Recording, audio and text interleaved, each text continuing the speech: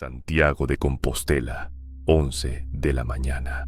El teléfono vibra y al otro lado de la línea, una voz quebrada pronuncia unas frases que harán estallar todo lo que yo creía entender sobre los primeros años de Jesús de Nazaret. Un niño de 5 años, en Galicia, habla arameo galileo del siglo I sin haberlo estudiado jamás. Nombra lugares que nunca ha pisado. Recuerda episodios que la Biblia no recoge. Y lo más perturbador, sus palabras coinciden con investigaciones confidenciales que yo sostuve durante 40 años y que nunca hice públicas. ¿Puede un niño del siglo XXI acceder a memorias de hace 2 milenios? ¿Y si lo que está revelando fuera capaz de reescribir lo que creemos saber sobre el personaje más influyente de la historia? Me llamo Juan José Benítez, y lo que están a punto de oír no es un relato de fe ciega ni de escepticismo cómodo. Es el testimonio de algo que presencié, documenté y que hasta ahora no me había atrevido a contar del todo, porque hay verdades que incomodan por igual a creyentes y a escépticos. Verdades que sacuden dogmas religiosos y certezas científicas. Permítanme relatar cómo comenzó todo. Hace algunos años, recibí un correo de una mujer llamada Lucía Fernández, maestra de primaria en un pequeño pueblo de Lugo. El asunto era tan directo como inquietante. Mi hijo sabe cosas sobre Jesús que no es posible que sepa. En mis décadas de investigación, he recibido miles de mensajes similares. El 99% son fantasías, delirios o intentos desesperados de llamar la atención. Pero aquel correo me detuvo. Venía acompañado de un audio de 3 minutos. La voz de un niño pequeño, hablando en un idioma que reconocí al instante. No era arameo moderno, aún vivo en algunas regiones de Siria e Irak. Era arameo galileo del siglo I, con el acento propio de Galilea hace 2000 años. Una lengua que apenas un puñado de especialistas en el mundo puede identificar y mucho menos hablar con soltura. La voz infantil, clara y sin vacilaciones, describía una escena que me heló la sangre. Hablaba de un taller de carpintería, del aroma de la madera de cedro recién cortada, del golpeteo de las herramientas contra las tablas. Mencionó a un hombre alto, de manos grandes y llenas de callos, que le enseñaba a tallar una pieza de olivo, y entonces pronunció un nombre, Apá, Padre. Luego otro que me dejó sin aliento, Yeshua. Llamé a Lucía esa misma tarde. En su voz convivían alivio y desesperación. Los médicos hablaban de un trastorno disociativo, los psicólogos de recuerdos falsos implantados. Pero ella sabía algo que los profesionales se negaban a admitir. Su hijo no había estado expuesto a nada de eso. En su casa no había Biblias ni crucifijos. Su marido era ateo, ella agnóstica. Y aún así, Daniel, 5 años, llevaba medio año relatando cosas imposibles de conocer. Tomé un vuelo al día siguiente. San Martín de Outeiro es uno de esos pueblos gallegos que el tiempo parece haber pasado por alto. Apenas 200 habitantes, colinas verdes, eucaliptos. La casa de los Fernández era de piedra, con hórreo en el patio y una huerta que olía a tierra mojada. Cuando entré en la habitación de Daniel, el niño dibujaba. No mostró la timidez habitual ante un extraño. Me observó unos segundos con unos ojos verdes de intensidad inquietante y volvió a su papel. Lo que vi sobre la mesa me sobresaltó. No eran garabatos de un niño de 5 años, sino representaciones detalladas de edificios, personas con ropas antiguas, escenas que parecían arrancadas de la Palestina del siglo I. Me senté a su lado. Hola Daniel, me llamo Juan José. Me dijeron que te gusta dibujar. Sin levantar la vista, señaló una figura alta que trabajaba la madera. Este es Abba. Está haciendo un yugo para los bueyes de Jonás. Jonás vive en la casa de la colina. Tiene 3 hijos y su esposa se llama Raquel. Tragué saliva, los nombres, los detalles, la naturalidad. ¿Cómo sabes todo eso? Daniel me miró por fin. Lo recuerdo. Recuerdo cuando yo era Yeshua y tenía 5 años como ahora. Detengámonos un instante. Lo que están oyendo provoca 2 reacciones inmediatas. O piensan que se trata de un fraude elaborado, o sienten que hay algo profundamente inquietante. Ambas reacciones son comprensibles. Les pido que suspendan el juicio y escuchen lo que sigue. Durante las 3 horas siguientes, grabé todo lo que Daniel contó.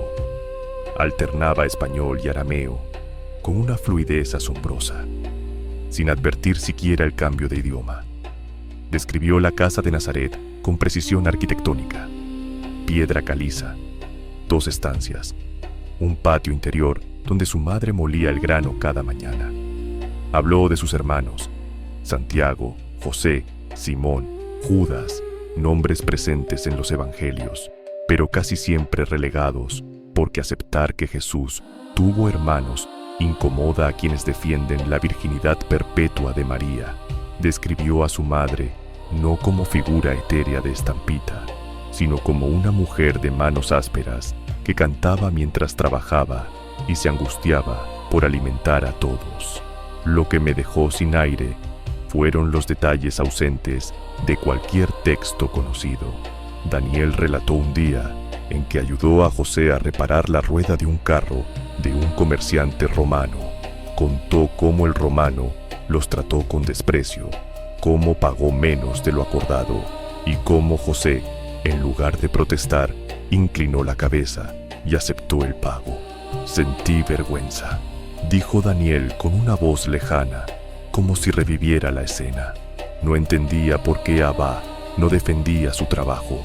Esa noche me explicó que la dignidad no depende de cómo te tratan, sino de cómo tratas tú, que el romano vivía preso de su orgullo y nosotros éramos libres porque sabíamos amar. Confieso que en ese momento sentí una mezcla rara de asombro y terror. Lo que aquel niño describía encajaba con conclusiones a las que yo había llegado tras décadas de estudiar textos antiguos, recorrer Tierra Santa, entrevistar a arqueólogos, historiadores y teólogos. Un niño sin educación religiosa confirmaba teorías que yo había mantenido en privado por miedo a la reacción eclesiástica. Hablemos de lo que oficialmente sabemos o creemos saber de la infancia de Jesús. Los evangelios canónicos son casi un desierto. Mateo y Lucas mencionan el nacimiento. Lucas añade el episodio del templo a los 12 años. Luego, silencio. 18 años en blanco hasta el inicio del ministerio público. La explicación habitual es que no ocurrió nada relevante. Jesús vivió como cualquier joven judío, aprendió el oficio, estudió la Torá y aguardó su hora. Siempre me pareció insuficiente. Cuando alguien se convierte en la figura más influyente de la historia, cada tramo de su formación importa. Quizá esos años se omitieron porque no encajaban con la narrativa que se quería construir. Daniel describió a un Yeshua niño con una sensibilidad precoz hacia el dolor ajeno. Recordó cómo vio a unos chicos burlarse de un mendigo ciego a la entrada de la sinagoga. Mientras reían, Yeshua se acercó al anciano y le dio su pan, no por mandato ni por premio, sino porque sintió su hambre como propia. Pero también habló de confusión, frustración, ira. Relató un episodio revelador. Jugando junto al arroyo, unos niños habían hecho pájaros de barro. Un muchacho mayor, hijo de un fariseo, los pisoteó. Nadie se atrevía a enfrentarlo. Yeshua sintió una rabia nueva, ardiente, y lo empujó con fuerza. El niño cayó al barro. Hubo gritos. Esa noche José fue a pedir perdón y a pagar una compensación. Abba me castigó, dijo Daniel. Me sentó en sus rodillas y me explicó que la ira es humana, pero que la fuerza verdadera no es responder a la violencia con más violencia, sino hallar otras formas de defender lo justo. Me dijo que el poder más grande es el amor y el perdón. Si estos recuerdos fueran auténticos, Jesús no habría nacido con plena conciencia de su naturaleza divina. Habría sido un niño real, con impulsos, errores y aprendizaje. Un Jesús falible y humano desafía la imagen pulida transmitida durante siglos. Tal vez por eso esos años quedaron fuera del canon. Pasé 3 días en San Martín de Uteiro, 3 días que trastocaron mi noción de lo posible. Grabé más de 20 horas. Daniel entraba y salía de lo que empecé a llamar recuerdos de Yeshua de forma imprevisible. Era un niño que quería jugar y de pronto sus ojos se perdían y hablaba en arameo de sucesos de hace 2000 años. Describió el Pesaj como una noche familiar, con cordero, hierbas amargas y un poco de vino aguado. Recordó al abuelo contando historias al calor del fuego. Habló del Shabbat como un silencio sagrado. Cesaban los martillos, las piedras de molino dejaban de girar, incluso el humo disminuía. Abba decía que el Shabbat era el mayor regalo de Dios, un día para recordar que no somos bestias de carga. La precisión histórica de esos detalles coincidía con fuentes rabínicas del período del Segundo Templo. Pero lo más desconcertante fue cuando Daniel habló de otros niños especiales. Según él, Yeshua no era el único con dones inusuales. Una niña en Cafarnaúm que predecía lluvias, un niño en Séforis que sanaba heridas, otro en Caná que hallaba agua subterránea. María conocía a esos niños. Se reunían en secreto en las colinas, lejos del pueblo. Éramos 6 o 7. Miriam decía el tiempo. Eleazar hacía abrir flores. Yo daba vida por un momento a los pájaros de barro. No era magia. Era darles aliento por un rato. Juntos no teníamos miedo. Si esto fuera cierto, la historia cristiana se tambalea. Jesús no habría sido un caso aislado, sino alguien que eligió qué hacer con sus dones. Le pregunté por qué los evangelios no mencionan a esos niños. Porque era peligroso. Los romanos mataban a los diferentes. Los fariseos decían que los dones fuera de la ley eran demoníacos. Las familias nos protegían. Decidí poner a prueba a Daniel con fotografías de lugares poco conocidos de Israel. Identificó un camino antiguo hacia Séforis que apenas conocen algunos arqueólogos. Reconoció una cueva cerca de Nazaret, donde yo había hallado inscripciones en arameo. Habló de marcas en las paredes dejadas por otros niños. Lucía, con los ojos llenos de miedo, preguntó si yo creía que su hijo recordaba la vida de Jesús. Le respondí con honestidad: no lo sé. He investigado reencarnación, memoria genética, conexiones inexplicables con el pasado, pero nunca vi algo tan preciso. Esa noche, en la cocina, Marcos, profesor de física, estaba roto. Creo en leyes medibles, en causas y efectos. No puedo explicar a mi hijo hablando arameo antiguo. Lucía añadió algo que me heló. Daniel no solo recordaba el pasado, soñaba con el futuro, con la muerte de Yeshua. Al día siguiente, con esfuerzo, Daniel describió cruces, clavos, sed, el sol quemando, su madre llorando abajo. Yo tuve que pausar la grabación. ¿Por qué creía tener esos recuerdos? Tal vez Yeshua quiere que alguien sepa la verdad. Dijo que fue un niño, que tuvo miedo, que no siempre entendía sus dones. No fue especial por sus poderes, sino por sus elecciones. Pasé semanas analizando el material.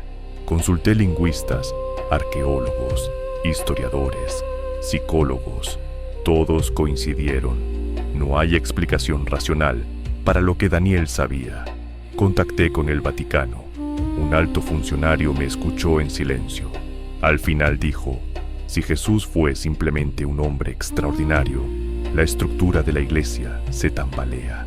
Le respondí que quizá preferían una verdad incompleta a la verdad entera.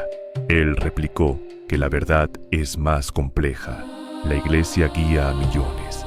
Perder la fe de golpe dejaría un vacío peligroso.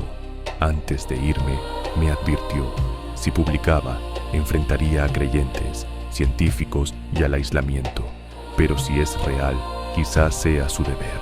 Regresé con más dudas que certezas. Volví a ver a Daniel meses después. Estaba más callado, cansado de ser dos personas. Me habló de los años perdidos, viajes por Siria, Persia, India, encuentros con budistas, sufíes, sabios hindúes. Dijo que Yeshua integró enseñanzas de compasión, desapego, unidad, que su mensaje fue síntesis. Los fariseos lo odiaron por extranjero e impuro. Si esto fuera cierto, la imagen de un Jesús viajero reconfigura su mensaje como universal. ¿Qué hacer con todo esto?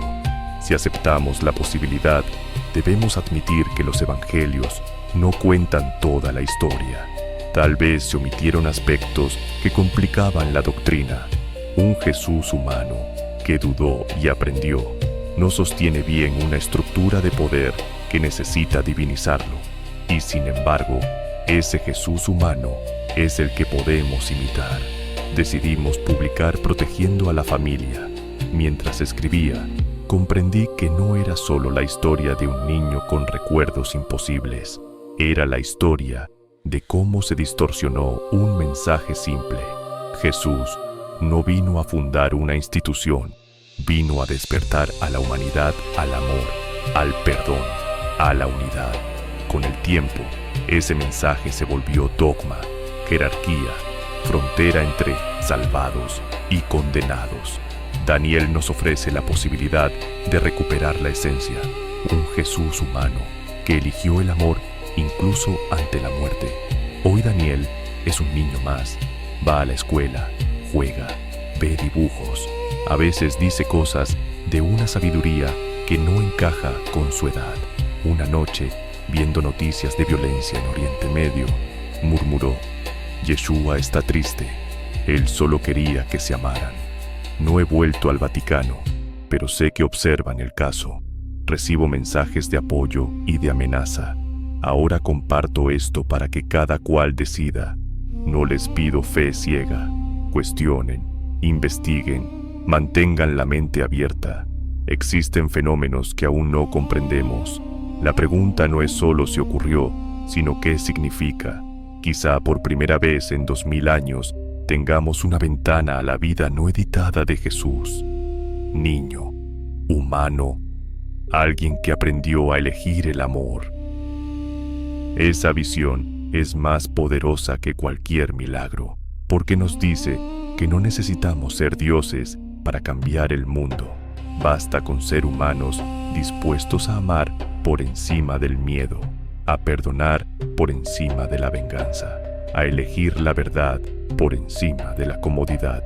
La semana pasada recibí un dibujo de Daniel, un hombre barbado bajo un árbol, rodeado de niños que sonríen. Abajo, una nota. Yeshua dice que hiciste bien. La verdad asusta al principio, luego libera. El amor siempre es la respuesta. Lo miro cuando dudo. La verdad no necesita defensores, simplemente es. Nosotros somos mensajeros temporales. Ahora ustedes también forman parte de esta historia. Pueden cerrarse, porque desafía lo aprendido, o abrirse a la posibilidad de que el universo sea más vasto de lo que creemos. La verdad no pertenece a nadie, nos pertenece a todos.